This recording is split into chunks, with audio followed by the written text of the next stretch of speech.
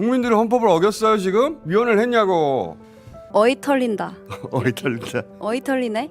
뭐 얼탱이 없네? 얼탱이 없네. 그 어떠한 결정이 내려지더라도 우리는 법치주의 원칙에 따라 그 결과를 차분하고 냉정하게 받아들여야 합니다. 웃기고 있네.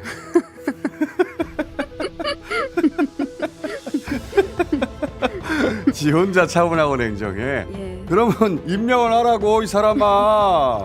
우리 보고 따르라고 하지 말고 아니면 대통령 대행 타이틀 알고 저렇게 말하면 권위가 생기는 줄 알아요. 콧방귀도 안 껴요 사람들이.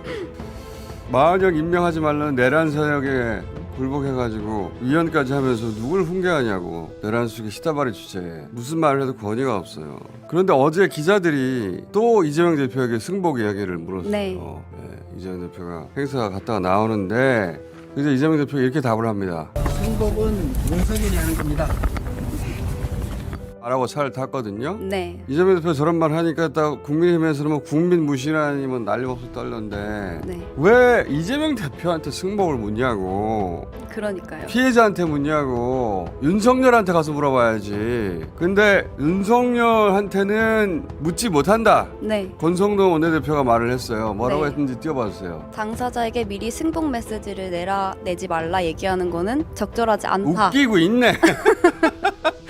가해 당사자한테 가서는 승복을 묻지도 못하는 자들이 왜 피해자한테 가서 괴롭히냐고. 응? 맞습니다. 이렇게 택도 없고 가소로운 걸 전문용어로 MGO는 뭐라 그럽니까? 어이 털린다. 어이 털린다. 어이 털리네? 어이 이렇게 말합니다. 네. 아, 어이 털리네. 저는 웃기고 있나 웃겠네.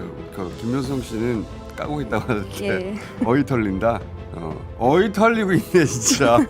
어이 털리고 나잖아. 네. 아니 저쪽을 표현하는 말은 없어요? 아, 뭐 얼탱이 없네? 얼탱이 없네. 좋아요. 진짜 가소롭고 택도 없어요. 조갑재 전 대표 요새 조갑재 정규재 김진 이런 분들 제가 네. 몇십 년 만에 처음 의견 일치를 보고 있는데 네. 조갑재 전 대표가 여기에 대해서 한 말이 100% 저하고 싱크해요. 또 잠깐 봅시다. 윤석열 대통령은 내란 우두머리 혐의자입니다. 가장 위험한 인물입니다. 그런데 그런 가장 위험한 인물에 대한 지금 탄핵 재판이 진행되고 있는데 윤석열에게만 승복하라고 해야지 왜 피해자인 야당 국민들에게 승복하라고 하는지. 저 말이 이해가 안 가요? 왜 자꾸 이재명한테 달라붙어서 승복하라고 그러니까요. 하냐고. 윤석열한테 달려가야지 기자들이. 그건 못하는 주제에.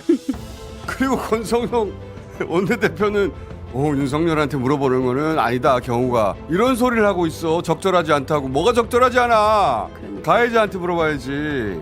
미쳐 돌아가는 거예요. 언론이 왜 이재명한테 가서 자꾸 저걸 물어보고 괴롭혀요. 담 넘어가서 윤석열한테 물어봐. 그럴 용기도 없는 주제에. 연기의 문제가 아니구나. 잡혀가는구나 그러면. 열받는 거예요. 저런 말 할 때마다. 맞습니다. 최상목 나와서 저런 말하고 한덕수 나와서 저런 말 할 때마다 열받는 거예요. 니들이나 잘하라고. 네. 니들이나 헌법을 지키고. 국민들이 헌법을 어겼어요 지금? 위헌을 했냐고. 헌대 선거 하루 전인데 열받아가지고 지금. 열받으면 안 되는데. 하루만 더. 길을 모아야 되는데. 네. 기다려야 됩니다. 그동안 무슨 일이 있었는지 복기를 제가 잠깐 해볼 겁니다. 네. 이 여기저기 난무하는 밭, 흘러다니는 글들, 소문, 루머 빼고 그동안 이루어진 일들만 미뤄 짐작해 이런 일이 벌어진 게 아닐까? 제 나름대로 복기를 해볼까 하는데 그동안 하지 않은 말도 다 해도 되지 이제. 핵심 질문은 왜 선거가 미뤄졌을까? 네. 여기 핵심 질문이에요. 이재명 2심 선거. 네. 그 외에는 설명이 안 되죠. 그 이후로 선거를 미루라고 하는 용산 국민의힘 보수의 지연 요구가 보수 재판관들에게 전달된 게 아닐까? 이런 의심을 하지 않을 수가 없어요. 예를 들어 어제도 얘기했고 김영민 의원도 제기한 의문, 윤상현 의원이 7대1 한덕수 기각을 네. 맞췄잖아요. 제가 들은 정보에 의하면 이미 헌재에서는 7대1로 기각하는 것으로 결정이 나 있다고 합니다.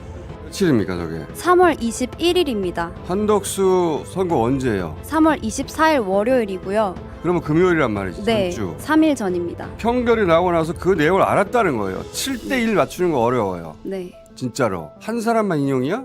정말 맞추기 어려워요. 네. 윤상현 의원은 이걸 어디서 들었을까요? 어디서 들었어? 헌재 재판관밖에 모르는 걸. 그래서 김용민 의원이 이걸 닥달했단 말이죠. 그리고 4월 11일 선고 이야기를 네. 윤상현 의원이 진작부터 했어요. 대통령 탄핵 심판 선고가 4월 한 11일 정도가 되지 않을까 저 혼자는 이런 생각을 합니다. 자기 혼자 저런 생각을 무슨 근거로 해. 3월 25일부터 계속 4월 11일에 관한 얘기를 했습니다. 저기 이재명 대표 선거 전이에요. 네, 하루 전날입니다. 저는 이재명 선거 이후로 미룬다. 언제까지? 4월 11일까지는 네. 시나리오가 이재명 선거 전부터 있었던 것 같고, 자 그럼 왜 4월 10일이었을까? 저 굉장히 뜬금없는 얘기거든요. 네. 저 때 아무도 4월 10일을 얘기하지 않을 때예요. 네. 그 다음 주에 두 사람이 헌재 재판관 임기가 만료됩니다. 그런데 마지막 주는 통상 출근하지 않는다고 해요. 네. 그러니까 선고할 수 있는 마지막이 4월 11일이에요. 예. 이재명 유죄 내고 대법이 이재명 확정할 때까지 시간을 최대한 벌어주고 그리고 선고한다. 이런 시나리오였던 것 같아요. 예. 검찰이 상고를 하루 만에 하고 하루 만에 서류를 대법에 송달했어요. 네. 이거 이 법원에 익숙하지 않은 분들은 잘 모르실 텐데 우리 사법 역사상 최단 시간입니다. 네.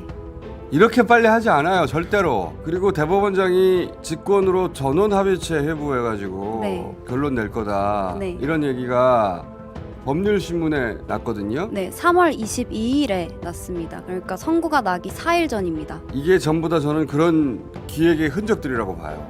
그러니까 3월 26일 유죄 나고 네. 헌재 재판 선고는 4월 10일까지 최대한 미루고 그 앞에 검찰은 빨리 서류를 돌리고 그리고 대법원장이 전원합의체 해봐가지고 빨리빨리 결론을 내고 네. 그래서 이재명 대표가 민주당의 후보로 선정돼서 대선을 뛰고 있을 때 날린다. 네. 그런 시나리오가 있었을 것이다. 여기까지는 용산과 국민의힘의 이해가 일치해요. 네. 무슨 얘기냐면 용산은 3월 20일 이재명 유죄, 4월 11일 탄핵 기각, 자신의 복귀. 그래서 4월 10일 날 하루 전날 책 출간한다고 예정하고 있었다고요. 새로운 대한민국. 새로운 대한민국. 다시 한번 띄워줘봐요. 그게 4월 10일이에요. 네. 자기들 머릿속에 돌아가는 시간표가 그랬던 거예요. 그런데 국민의힘은 3월 26일 이재명 유죄 여기까지 똑같아요. 네. 근데 이재명 유죄 났어? 대법이 막 돌아가? 어머 조기 대선하면 우리가 이기겠는데? 네. 나 대통령 될 수 있을 것 같아. 그러니까 4월 11일 윤석열 탄핵. 윤석열은 더 이상 필요 없거든요. 네. 국민의힘 입장에서는. 그래서 윤석열은 국힘을 믿지 않았고 국힘은 윤석열 싫어했어요. 서로를. 예. 네. 4월 이재명 대표가 유죄가 되고 그랬다면 이런 시나리오로 흘러갔을 거고 4월 11일 이후로 이해가 갈렸을 겁니다. 서로. 근데 이재명 대표가 무죄가 되면서 이 공동 시나리오가 무너진 거예요. 4월 네. 11일. 그리고 나서 4월 18일을 아예 넘기자는 시나리오가 검토됐을 거예요. 네. 두 번째 시나리오였죠. 저는 그래서 선고가 4월 4일로 된 것이거나 아니면 아예 4월 18일 넘기거나 둘 중 하나가 될 거다. 그래서 제가 4월 4일을 데드라인이라고 얘기했던 겁니다. 지금 와서 하는 말이지만 둘 중에 하나밖에 없구나. 우리는 4월 4일로 땡겨야 되는 것이고 네. 저들은 4월 18일을 넘기는 시나리오를 검토하기 시작했다. 4월 18일 검토한 게 틀림없는 게 권성동도 4월 18일 지나서 윤석열 목 2명 임명해야 된다는 이야기를 처음으로 합니다. 네. 맞습니다. 대행이 2명을 임명할 수 있다라고 해석하는 것이 헌법재판소 운영을 위해서 필요한 것이다. 저게 지난 월요일 날 한 얘기예요. 네. 처음으로 한 얘기입니다. 처음으로. 그리고 윤상현 의원도 2명 임명해야 된다는 이야기를 페북에 처음으로 하죠. 네. 4월 1일에 페북에 올렸습니다. 저거는 화요일 날이에요. 네. 용산과 국힘의 이해가 다시 만나는 거예요. 여기서. 조기 대선하면 이재명 못 이기거든. 이거 안 될 것 같은데. 이재명 대통령이냐 윤석열 복귀냐 그 기로에 쓴 거라고 제가 말씀드린 이유가 그건데 4월 18일 시나리오가 그때 검토됐던 걸로 봅니다. 그런데 그걸 눈치챘어. 저도 눈치채고 민주당 눈치채고 시민들 눈치채고 다 눈치챈 거야. 그러면서 줄탄핵 막 전원 탄핵 네. 헌재 재판관 탄핵 막 모든 시나리오를 다 이야기하기 시작하고 4월 18일로 정말 넘어갈 수도 있습니다. 네. 그리고 국회에서 헌재 재판관들과 지금 내란 세력 내통하고 있는 거 아니냐. 네. 김영민 의원이 얘기했고 이거 어떻게 된 겁니까? 정보 새는 겁니까? 안 새는 겁니까? 의도적으로 계속 미루고 있으면서 국민의힘과 윤석열 측과 내통하고 있다는 정황이 확인이 되는데요. 그러면서 헌재 사무처장을 불러 나와가지고 여러 의원들에게 아주 혼이 납니다. 재밌대요? 뭐라고 합니까? 도대체 뭐라고 하던가요? 여기에 대한 역사적 책임은 어떻게 질 거예요? 설명을 해줘야 될 것 아니에요. 설명을 어떻게 된다? 입이 청결하고 할 말이 없잖아요. 언제 판결해요? 그래서 빨리 재판 판결하라고. 이때 헌재 내부적으로 비상이 걸렸을 거라고 봅니다. 주말 사이 벌어진 일이. 사무처장이 장관급이에요. 네. 말단 직원이 아니에요. 헌재 재판관들에게 이대로 더 지연시킬 수는 없다라고 강력하게 호소했을 것이고, 보수 재판관들 사이에 설사 4월 11일이 내심이 있었다고 해도 불가능해진 거죠.